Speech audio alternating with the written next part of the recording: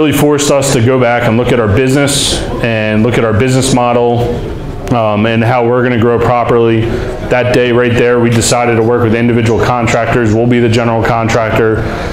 We'll hire a project manager in-house. Everything will be done through us. We'll make sure that we're checking up on the jobs. We have eyes on it. We understand what's going on every day.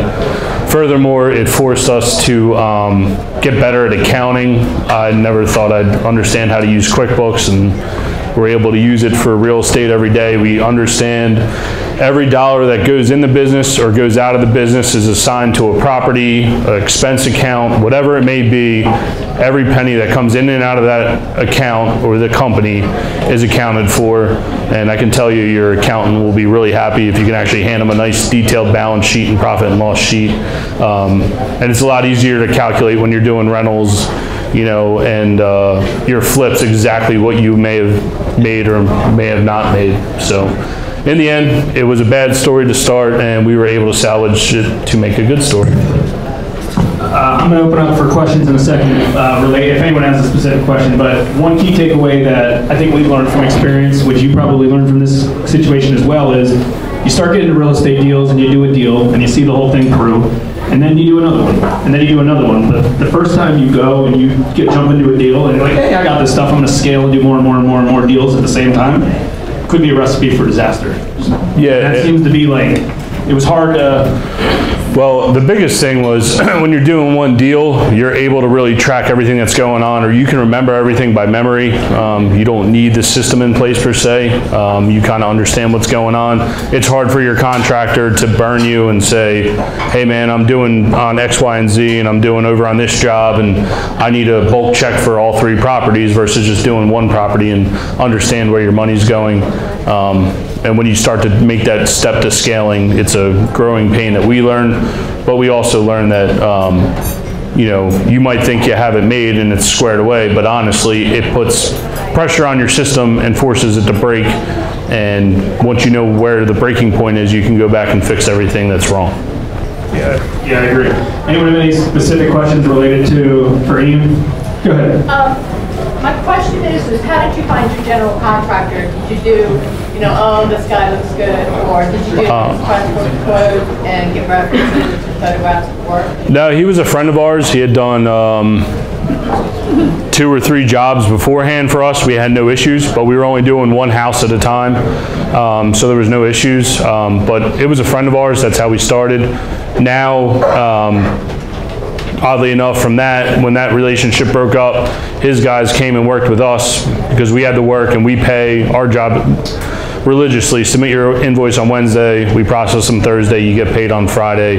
Getting paid is not an issue with us. That's our kind of strong suit. And the guys, some of the guys still work for us today. And then once you got that good core group of guys, you say, you know, if you have the work, hey man, do you have any friends that are looking for work? And we've just, you know, networked through our own contracting group to grow where we grew to today. And that contractor, I know you said was your friend, but more importantly, he probably was like, yeah, I can handle more, Ian. Give me more. You know, just keep paying me. And he couldn't handle any of that stuff. Yeah. And most people can't. It doesn't matter what business you're in, you know, doing a deal or 2 or renovating a house here and there. It's a different business when you scale up. You got to scale slowly. You can't scale so quick. Go ahead. Talk, excuse me, a little bit about your business model. Well, our business model's changed a lot from then. 2 years ago, we were only primarily flipping. Now we're mostly doing buy and holds. We have a pretty big portfolio.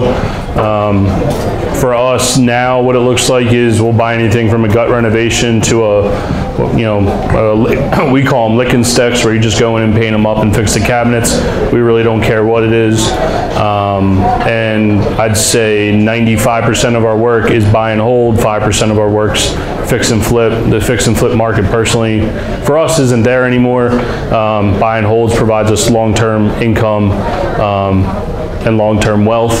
And with our buy and holds, it's a very cookie cutter process. Our flips were too, but the buy and holds definitely 100% are all the same color floor, cabinets, granite, appliances, you name it. Every single house looks the same. It's just what area you're in. So.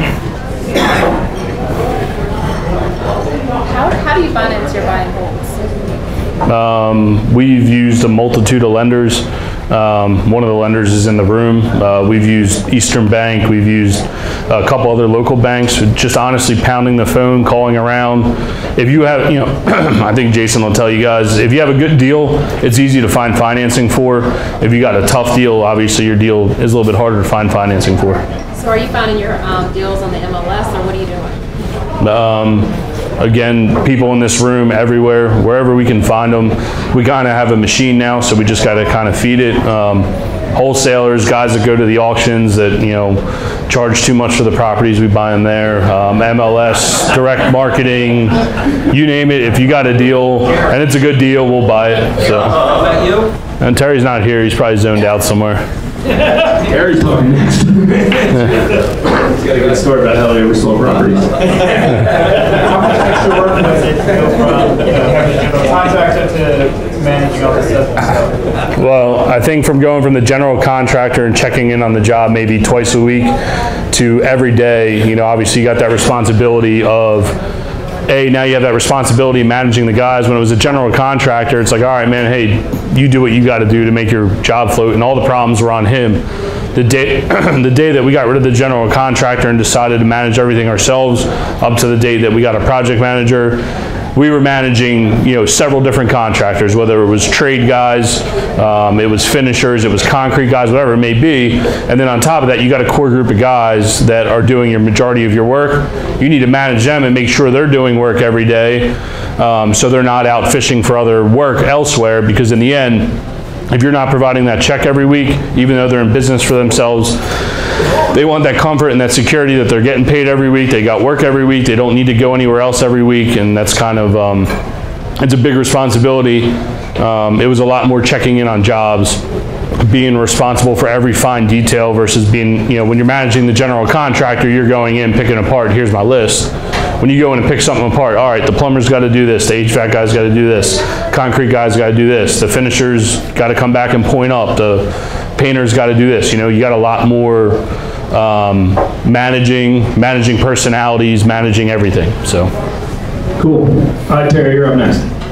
Got some stories from you. If anyone else wants to reach out to Ian, equitywarehouse.com, or he'll be in the back. Any other specific questions? Orange crushes. Come on, Terry. Let's give it to Terry. You can put it on Terry if you want.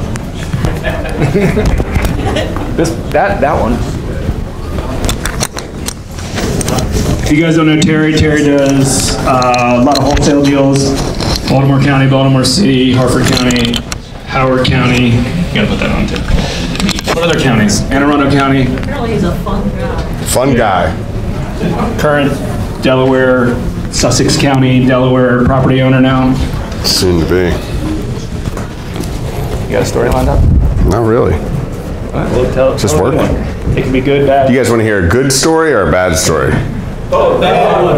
Yeah, let's do bad. A bad one? Yeah. Okay. So, as Jason said, we do a lot of deals. A lot of people just think of us as wholesalers, but we do a lot of rehabs. We've probably got about 10 projects going on right now.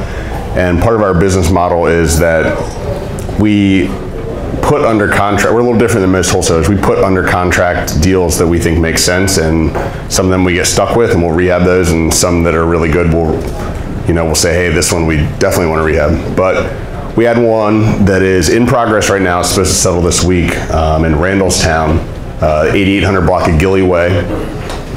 Acquired the property for $89,000. Assigned it in 3 days for, I think, $125,000. It was about a $42,000 spread. Sounds good, right? Yeah. It's like, hell yeah, it sounds good. Yeah. So it's supposed to settle. Last week, I'm out of town. The buyer calls me. He's like, hey, we want to go for our walkthrough. I said, great, go over there, lockbox code. He calls me, he's like, the lockbox is gone. I'm like, okay, cool. It's a bank property. I'm like, the banks, sometimes they rekey the properties. I'll send one of my guys out there by the end of the day. So my guy goes out there and he gets there and he's like, there's a window air conditioning unit running in the window. I'm like, all right. It doesn't sound good. So we go out there and come to find out, this is actually the second time this happened. The lady, what happens is there's guys that go on Craigslist, they found our property, it's a bank property, they have HUD keys, they opened the property up, saw it was in good shape, put an ad on Craigslist, $1,800 a month, great property, come on out. Signed a lease, collected the first month's rent and the security deposit, and ghost. So this lady gave this guy about $3,200 and disappeared. And then we're supposed to close in 8 days, and now we have a now occupied property with a lady with a fraudulent lease, and my $40,000 wholesale spread is in jeopardy. Wow. So I was not nervous at all, not at all. I was freaking out. I was like, holy shit, this is bad. Excuse my language, but that's what I said.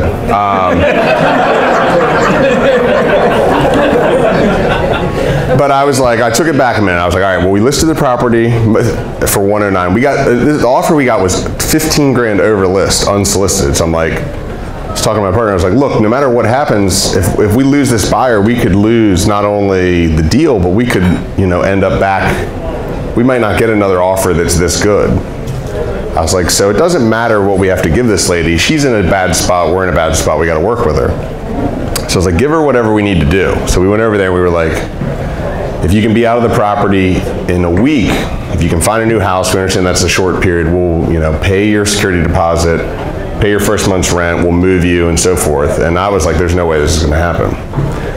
And this Friday, I was actually out of town in Deep Creek, and one of the success stories that you can take out of this is that we've been putting a team together. And I didn't understand it would come, I really didn't, I was being very pessimistic. I didn't think it was gonna come together that quickly. The lady's like, I can move, I can be in my place today.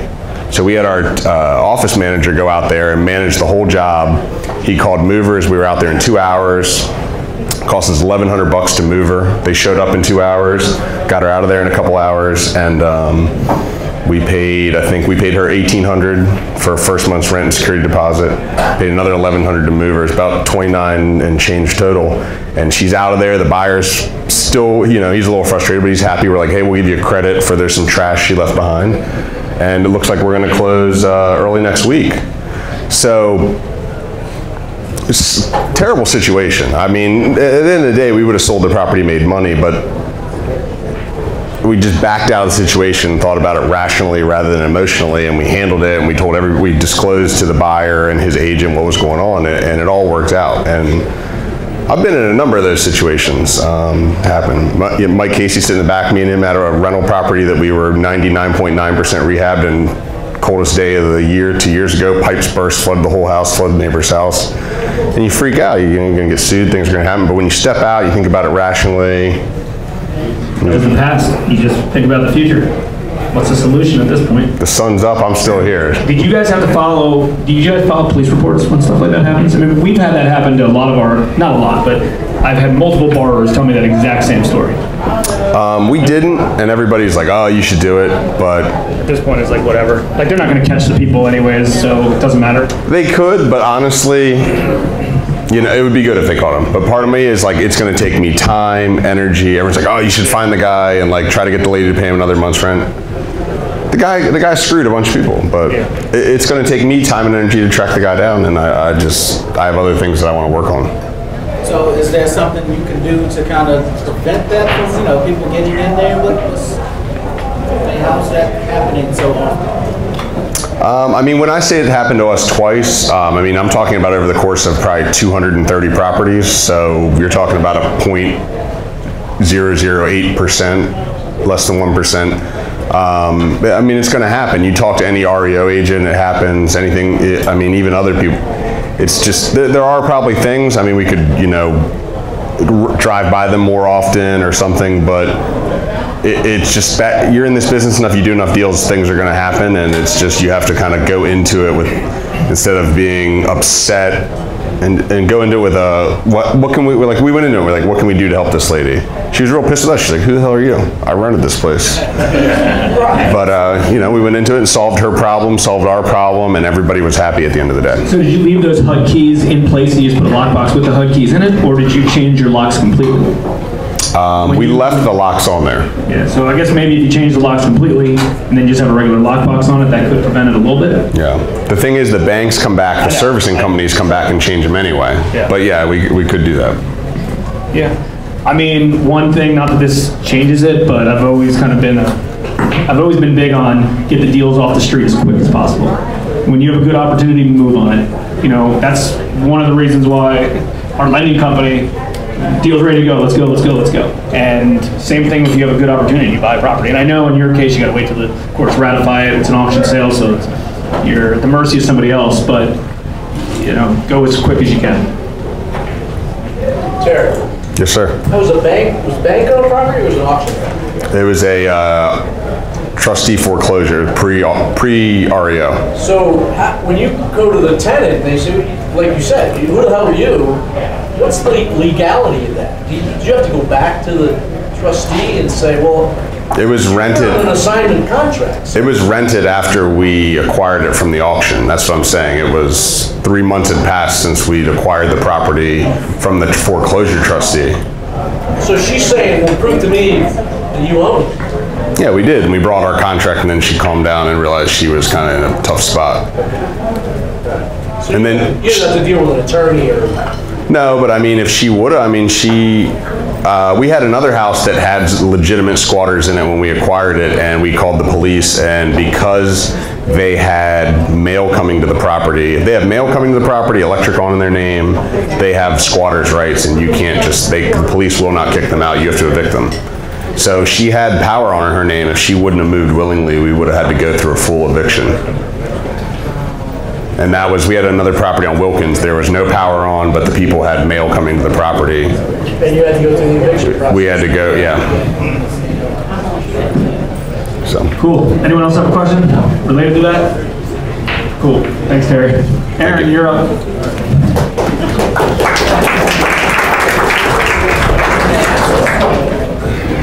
Thanks. Hey, take that mic off. I'm gonna be talking shit in the back. Aaron Foster, DC firefighter and also a real estate investor. Most of your stuff in Frederick, DC area, Southern Maryland now, more PG, so mostly DC area. PG, Frederick, Southern Maryland. Okay, now you tell me. You gotta talk. Hi guys, my name is Aaron Foster. I'm a part-time investor. Like Jason said, I'm a firefighter down in DC. There's a couple of firefighters back here. We have a nice lead on some properties when they end up burning up, or somebody is a pack rat, or there's a whole side to what we see that actually benefits us in real estate market. I'm actually not going to talk about flipping. I'm going to talk about tax lien, just because that's my positive story. I'm going to start off by telling you a story that I just heard. A first-generation guy from Taiwan out in San Francisco saw a property on tax lien for $91,000. It was one of those gated communities where it was all multi-million-dollar houses, and you couldn't go in unless you owned one of these multi-million-dollar houses. On the tax lien, he bought the street that these multi-million-dollar houses were on, and now he's going through the process of, does he want to charge rent for these cars, or let the city residents come in and park there? So mine's kind of the same situation. I bought a tax lien, God, it must have been about a decade ago, in Accokeek. It was off of Livingston Road, and it was, sorry, I got pizza on my hand. Girlfriend can't take me anywhere. So it was in Accokeek in PG County. It was an acre of land. It was shaped kind of like an upside down J.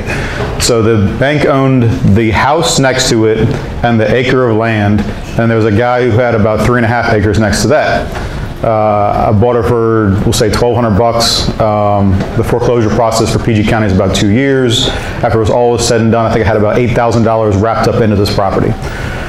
I went to the neighbors and said, hey, I have a property. I know you probably don't want somebody building on it. Would you be interested in buying it? They said, no. And the other house, that was still bank-owned property, I reached out to the bank, and obviously trying to get a hold of a bank to buy a property or talk to somebody about it back in, I guess, 2006, 2007 was virtually impossible. So I got no response. Well, closed on the property, went through the whole foreclosure process. The bank sold the house while I was going through this process, and the new owners didn't realize that the acre of land next to them is shaped like an upside down J, wraps around the back side of their house, runs right next to their pool, wasn't theirs. So I approached them and said, hey, would you want it? They're like, no, that's ours. It's like, no, you need to do a land survey. This is not yours, it's mine. They ended up saying they didn't want to buy it, so I sold it to a guy on Craigslist. I put all the right hashtags of investor-friendly, real estate, yada, yada, yada. So I had a guy buy it within, I think it was 8 days. I made a profit of $28,000, I think it was. Not bad for just buying a piece of land. I don't have to worry about like Terry's squatter rights or whatever, unless he wants to put a tent up. So tax liens for me, they've been lucrative. It's not my go-to for real estate. It's very much a long-term investment machine. It's just not one of those things that I focus on. There's a couple guys in this room who have been here. I think Ned Carey was one of the guys. He throws multi-million dollars at properties in Baltimore. It's just not my thing. It's definitely a nice tool to have in your toolbox, but it's a different animal of real estate altogether. And that's pretty much my whole positive story. Good game. Cool story, bro. Cool story. Any questions, Aaron, related to that? Sweet.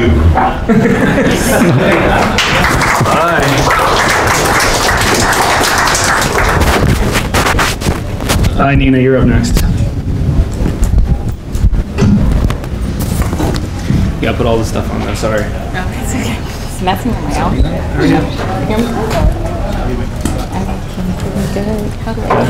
Start that right there. Here, want to hold it? Yeah. Does it clip in? I think it work? Yeah, the problem is you gotta stand right here. I gotta hold it. Oh, I can hold it. Okay. Okay. Hi, everyone. So I'm going to talk about an auction property that I purchased, and actually I went to closing last week on it, so I sold it last week. It's going to start off negative, but it's going to end positive. So I bought this property on the auction steps at the courthouse, and I was determined that I was going to get this house. So that's the first mistake, is never fall in love with a house, obviously. But I saw the vision and I knew it was gonna sell pretty well. I was right, but there were still some other issues. So before I actually went to the auction, I went to the house and I looked in the windows and I could see that the house was in pretty good shape. Brand new cabinets, brand new granite countertops. It was almost 4,000 square foot home, 2-car garage, just a beautiful home. So I'm like, why is this house why couldn't they just sell it to a regular buyer? So I get to the auction. There was a few people that bidded against it or whatever, but overall I won bid. So I give my deposit. It was in PG County. PG County has a boatload of foreclosures, if you don't know. So I give my deposit. They tell me, the lawyers at the auction, they say, okay, well, if you want, you can take possession of the house, even though you don't own it just yet. You can kind of take possession because you don't want squatters and so forth. And you kind of want to know what is going on in the house, because I gave a $30,000 deposit. So you don't get that money back even if you don't go to closing, you don't get that money back. So I was like, sure. Go back to the house, break in the house pretty much, change the locks and so forth, and I take possession of the house. The house does not close for almost 6 months later because they were so backed up in foreclosures. So I kept going down to the courthouse saying, like, come on, what's going on? Why haven't you guys, got to this house yet, or the judge got to the house yet? So finally they get to the house. Did not know every day you don't close on an auction courthouse property, they charge you interest every single day, even though it's not your fault. They charge you interest. So I was being charged every day that the judge could not get to my house. So I get ready to go to a closing. I owe $10,000 more than what I bidded on the house. Of course, I was just like, I'm not paying that. You guys are crazy. And I'm going back and forth with the lawyers, and they're like, okay, well, we'll just keep your $30,000. And I'm like, okay, we'll work this out. Okay, let me calm down. We'll work this out. And then so eventually we came to an agreement. So I ended up having to pay $5,000, but still that was like, I was working on another project. I just did not want to pay that $5,000 either, but you know, I had to do what I had to do. So finally I start working on the house, and of course there's a lot more issues than what I thought. There were some piping issues and so forth. Finally I got everything done under $10,000, so about like $8,700.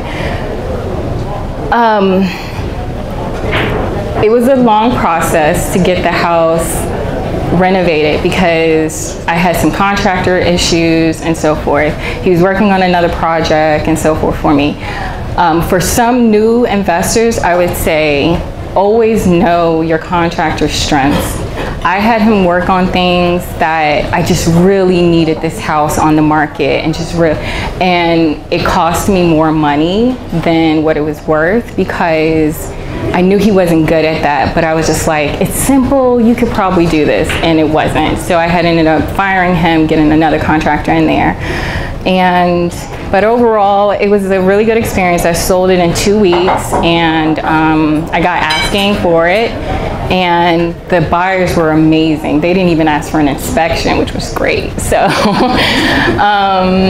but I will say this also, I know I'm probably all over the place, but something else is know your neighbors, especially in really nice areas. This was a pretty good area. Try to be comfortable with your neighbors, because unfortunately my neighbor told the buyer that I had mold in the basement at one point, and that kind of cost me about $10,000 because she was like, well, because I know you have mold in the basement, I'm going to get all this other inspections done, which it passed, but she gave me a couple of issues with that. So nevertheless, just try to get comfortable with your neighbors. And because I wasn't too focused on this project, normally I'm very, very comfortable with the neighbors. I try to let them know who I am and what I'm trying to do to the house to up the value for their neighborhood. And normally they're very good to buyers and so forth that come by.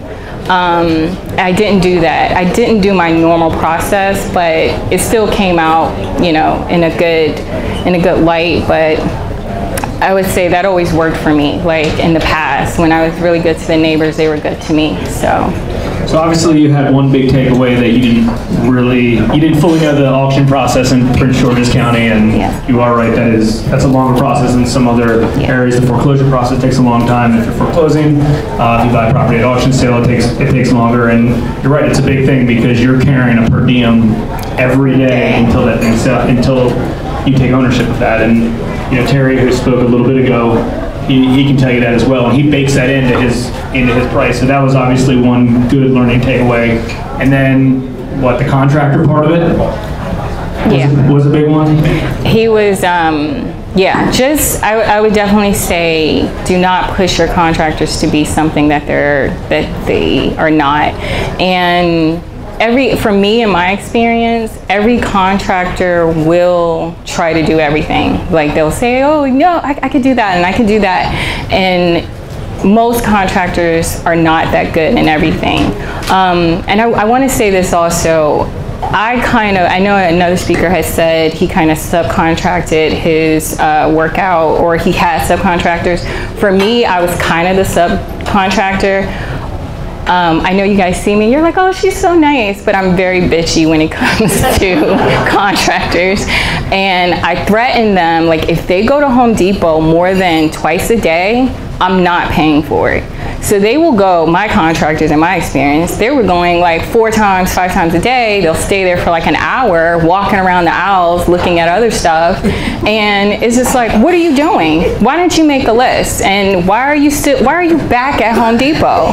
So it's like, that is like their Disney World for whatever reason. So it's like, you know, if you don't keep track of that, you know, the whole day is gone. So I kind of, it is a headache, but I found a way to manage it. So, but it's definitely easier to get a subcontractor. And then was that the one that you had the contractor working on the property right around here in Columbia, and then he was trekking to PG County and then back to Columbia? Yes. So that was probably, hey, I have a good relationship with this contractor. Yes. He's telling me he could handle, even though he's in Columbia and he's doing my project here, well, he can handle this one over here. So Yeah.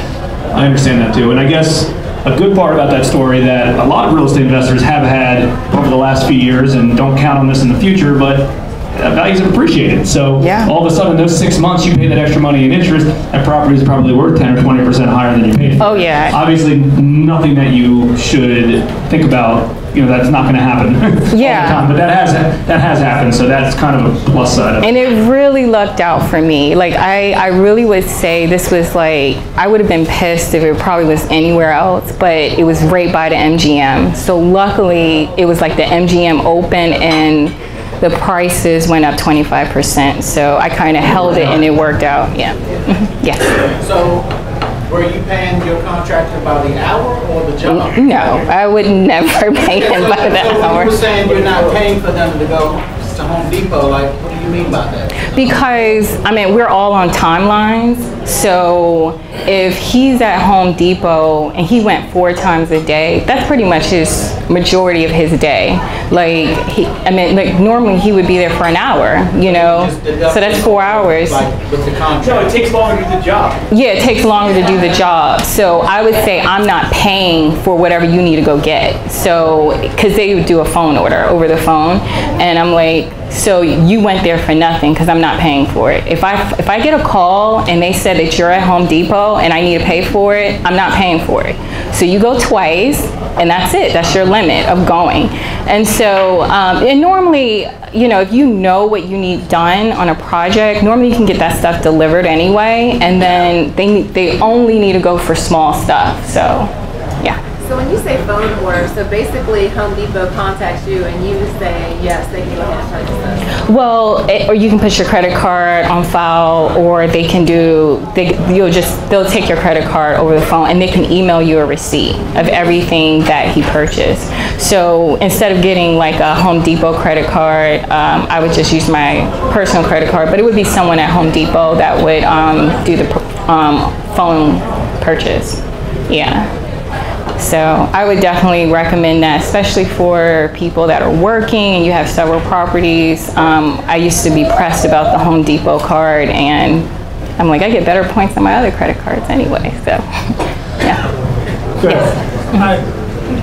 During the whole time that you're having to wait for this to close and then for the property ready, are you also having to pay mortgage payments? Yeah. Oh, wait. What do you mean? After she owns it or before she owns it? Before I guess before. No, because she's not taking out a mortgage until she's already the owner of the property. Yeah, but they were charging me interest per day for not closing, and it wasn't my fault. It goes back to the bank. Yeah. And so they have a pretty regimented process. The courts, like, they have to put an ad out in the paper. They have to make sure the previous owners know that the previous owners don't take the property back, that there's no other liens. So all that time, and then they were also backed up. So it took about 6 months, and I'm being charged interest every day.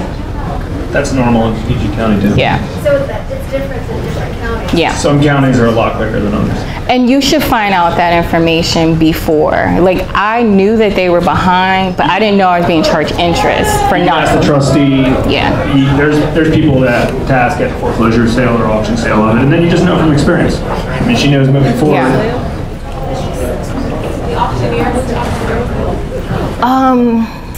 Gosh, they pretty much do all of the auctions in Maryland. I think it's I don't even remember. I'm sorry. I don't remember. It was one of the big ones I brought. It was it's a big one. But you can go online and basically they will have all the houses listed that they're going to auction that day. And then they'll say what your deposit will be. And it has to be a cashier's check. And you know exactly what you need to bring if you want to buy that property. What'd you sell that property for? I sold it for $450. And you bought it for $280? $270. $270. How much money? So $25 in construction? No, I only spent $8,700. It was another 10 they wanted you to do. Oh yeah, so another 10 but that wasn't construction. That was interest. Okay.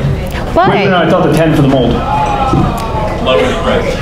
No, that was you 10 just took it off the lower price? Okay. But I will say this, I'm not an accountant, but that interest I was able to write off. So even though they charged me that interest because it was an towards the investment. basis of owning the property. Yeah, so. Cool.